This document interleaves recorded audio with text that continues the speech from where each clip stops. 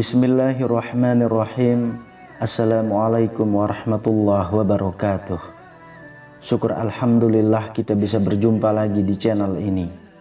Sholawat dan salam selalu dan tetap tercurahkan kepada junjungan kita Nabi besar Muhammad sallallahu alaihi wasallam. Allahumma sholli ala sayyidina Muhammad wa ala ali sayyidina Muhammad. Harapan dan doa saya semoga saudaraku semuanya selalu diberikan kesehatan, dilapangkan rezekinya, diampuni dosa-dosanya, dan dipanjangkan umurnya. Amin ya rabbal alamin.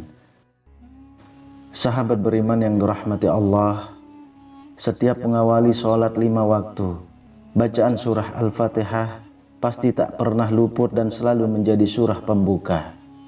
Memang Allah subhanahu wa ta'ala menempatkan surah ini dengan segala keajaibannya.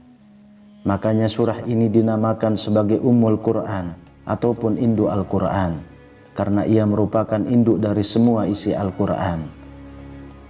Selain itu pula, surah Al-Fatihah disebut sebagai As-Sab'ul Masani, yaitu 7 ayat yang berulang-ulang, karena jumlah ayatnya yang 7 dan selalu dibaca berulang-ulang di dalam sholat. Keistimewaan atau fadilah dari surah Al-Fatihah ini sangatlah banyak dan luar biasa.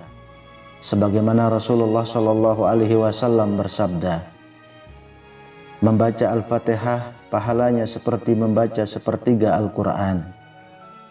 Dalam hadis lainnya Rasulullah Shallallahu Alaihi Wasallam bersabda, surah Al-Fatihah adalah untuk apa yang ia maksudkan dalam bacaannya. Dan Al-Fatihah itu pembukaan maksud bagi orang-orang mukmin. Surah Al-Fatihah ini juga menjadi sebab akan mendapatkan ilmu dari Allah Subhanahu wa ta'ala. Siapa saja yang membaca surah Al-Fatihah dalam keadaan berwudu sebanyak 70 kali setiap hari dan selama 7 hari, kemudian ditiupkan pada air suci yang mensucikan, lalu diminum, ia akan memperoleh ilmu, serta hatinya akan dibersihkan dari pikiran-pikiran yang negatif ataupun yang buruk. Fadilah keagungan Al-Fatihah yang ketiga yaitu doa dan keinginannya mudah dikabulkan oleh Allah Subhanahu wa ta'ala. Bagi Anda, siapa saja yang mempunyai nazar ataupun keinginan dan ingin memohon kepada Allah Subhanahu wa ta'ala agar cepat terijabah, yakni bacalah surah Al-Fatihah sebanyak 41 kali di antara sholat sunnah subuh dan sholat fardu subuh sampai 40 hari lamanya. Kemudian memohonlah kepada Allah Subhanahu wa ta'ala. Setelah itu insya Allah akan dikabulkan oleh Allah Subhanahu wa ta'ala. Fadilah yang berikutnya dengan surah Al-Fatihah, hutang juga insya Allah akan lunas. Surah Al-Fatihah ini bersama dengan bismillah, barokahnya adalah siapapun yang berdoa akan dikabulkan. Jika ia mempunyai hutang, maka mampu membayarnya. Jika ia sakit, maka akan sembuh. Jika ia punya anak, maka jadi anak yang soleh dan solehah dengan seizin Allah Subhanahu wa ta'ala. Yang berikutnya, rezeki melimpah ruah.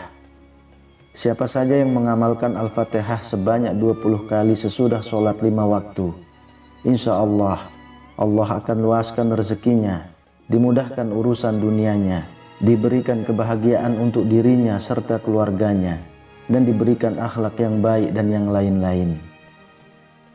Dan keagungan lainnya yakni sebagai berikut.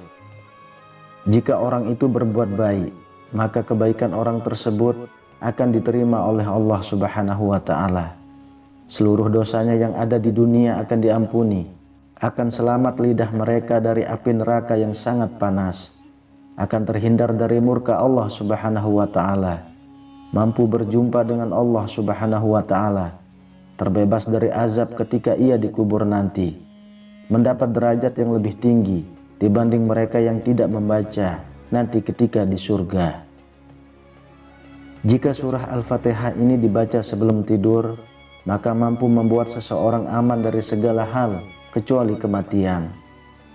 Rumah yang sering dibacakan Al-Fatihah dan Al-Ikhlas akan bebas dari kefakiran serta akan berlimpah kebaikan. Dengan membaca Al-Fatihah, sudah seakan-akan menyedekahkan emas di jalan Allah Subhanahu wa Ta'ala.